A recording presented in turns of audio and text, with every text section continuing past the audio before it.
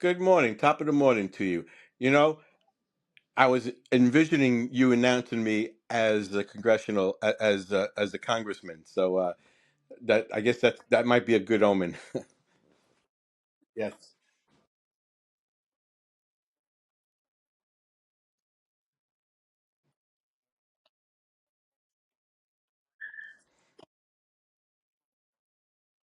Yeah.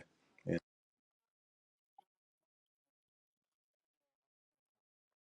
Sure.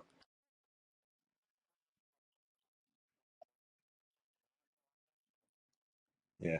Well, first you have to recognize the fact that when it comes to AI, because I know there are a lot of people that are opposed to AI, and of course, clearly, there are a lot of people that love AI because first and foremost, AI is driving the stock markets.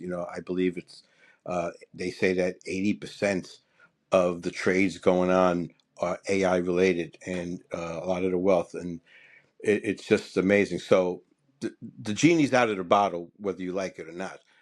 So trying to put it back in is not an option, but it's not too late to be smart about things.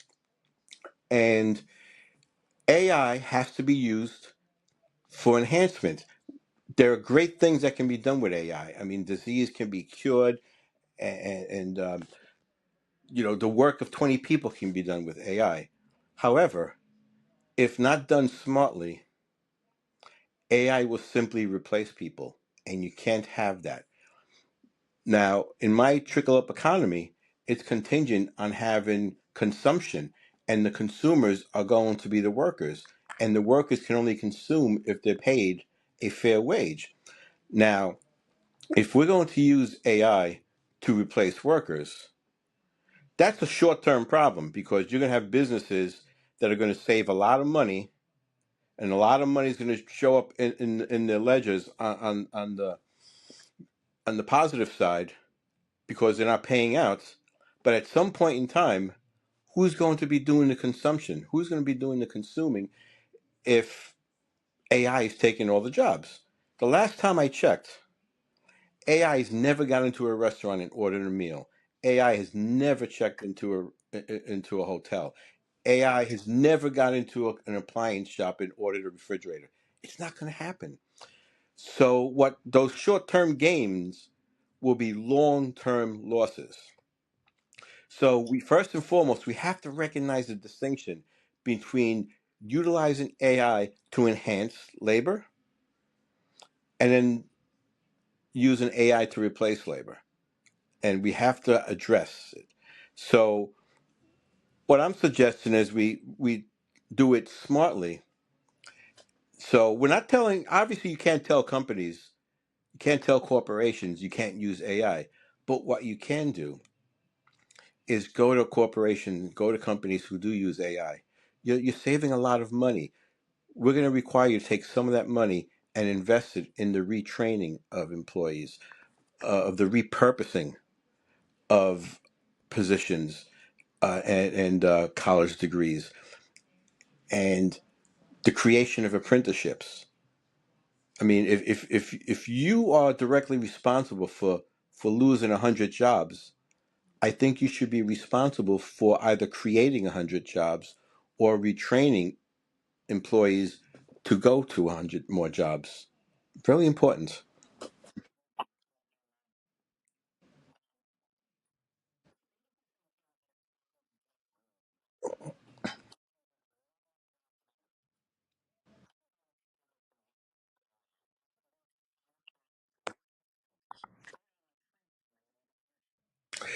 Yeah, that's something that a lot of people it doesn't even occur to them because if you're using AI, you're seeing it at the back end where perhaps you're asking it a question, you make having it. I use AI for cooking. It's a wonderful tool. I'm not too good at math, so even if I have a recipe that calls for a pound of ground beef, but now I want to feed my family, so I'm using and I have a big package of almost 4 pounds of meat. I can put it in and it'll give me the exact measurements. It's a wonderful thing, but I don't see the consumption of power. AI by some reports uses the power that's comparable to a small city. Now, if AI is using all this energy, and it's deriving this energy from fossil fuels, well, it's going to compete with homeowners who are using fuel to heat their homes, to electrify their homes, and that's only going to drive the cost up.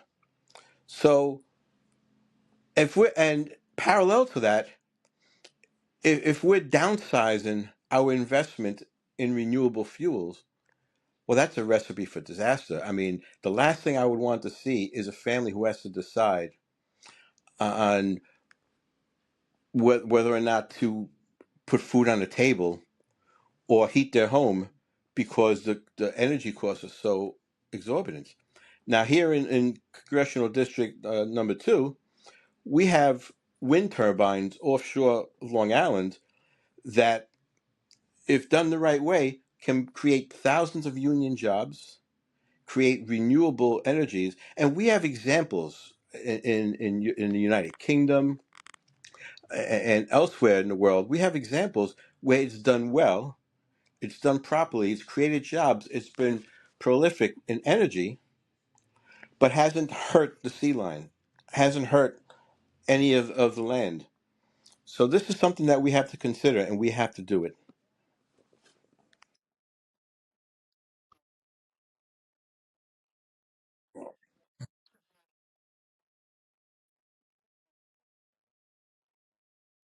Yeah. But yeah, it came to me sort of when I was working on one of my platform pieces, and it just dawned on me. Um, and I guess part of it came because my son, who he studied coding computers and computer science as a major, and he did his four-year degree, and he's having a tough time getting a job because apparently AI has taken a lot of entry level jobs. And my understanding is that even though as a nation the unemployment rates are relatively low, they're significantly higher for college graduates because a lot of entry level jobs are being replaced by AI. So, and that's what made me think about a college and thinking about how can you imagine just going through 4 years of college and accumulating, I don't know, 120, 140 credits, but without a declared major.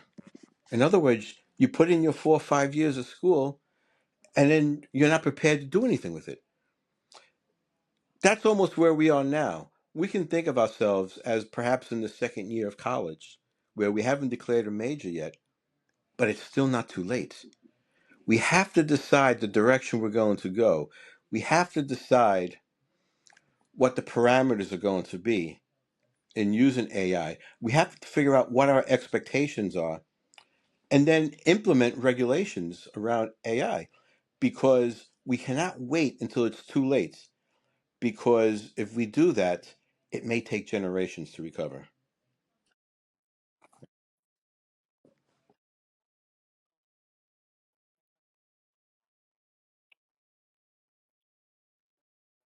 Yeah.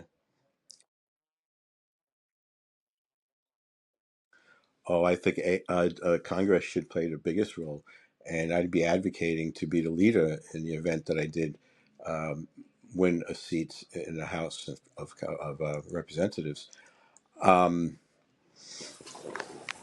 for far too long, Congress and the law has always worked late, and what I mean by that is they wait for a problem to manifest itself. They wait for harm to be created, and usually harm is created towards the public, and then they legislate in order to reverse something. But as I stated earlier, if we don't get ahead of AI, the damage could be irreparable, and at the very least, generational. And it really wouldn't be fair, especially when you look at the composition of Congress, where the vast majority of people are 60, 70, even 80 years old. So you can argue that them acting too cautiously or slowly or lacking foresight doesn't impact them the way it's going to impact our children and our children's children. But we have to get ahead of it. And only Congress can regulate and really keep corporations in check. I mean, we haven't discussed this, and perhaps it isn't relevant for this conversation, but AI can do a lot of harm. Just the other day, I was watching a video, and I had no idea that the person in the video did not exist. And of course, we've all seen these videos of, Joe Biden or Nancy Pelosi falling down in a drunken stupor. Never happened. But the thing is, technology is only going to get better. And even if some people don't get fooled by these things, a lot of us do. But eventually, the technology is going to be so good that it's going to be indistinguishable. And we have to have that foresight to plan before we get to that point of no return. And only Congress can do it. No other entity can do it. No entity is going to curb their own self-interest.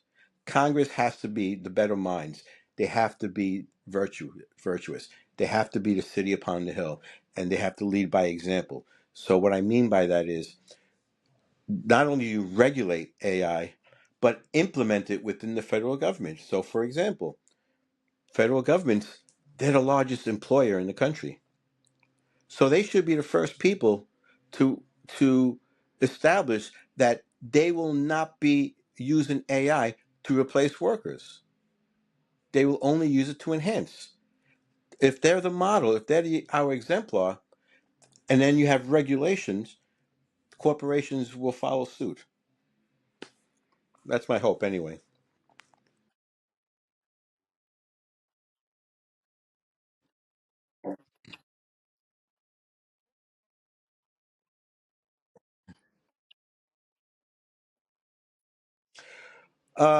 Well, I would say ultimately AI can be used for a lot of good. So we shouldn't be thinking of AI as some sort of a pejorative to stay away from.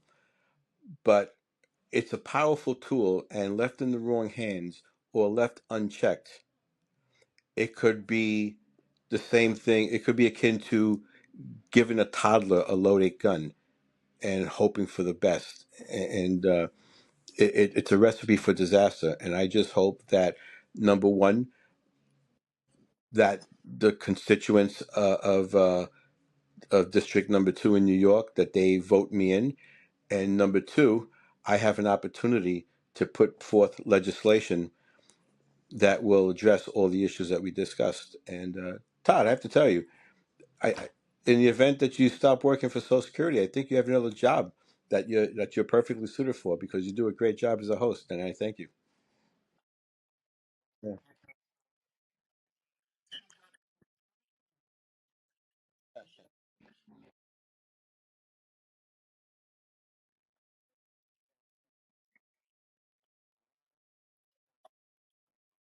Thank you, and goodbye to everyone. Oop, I think I cut your take care, but we're not recording.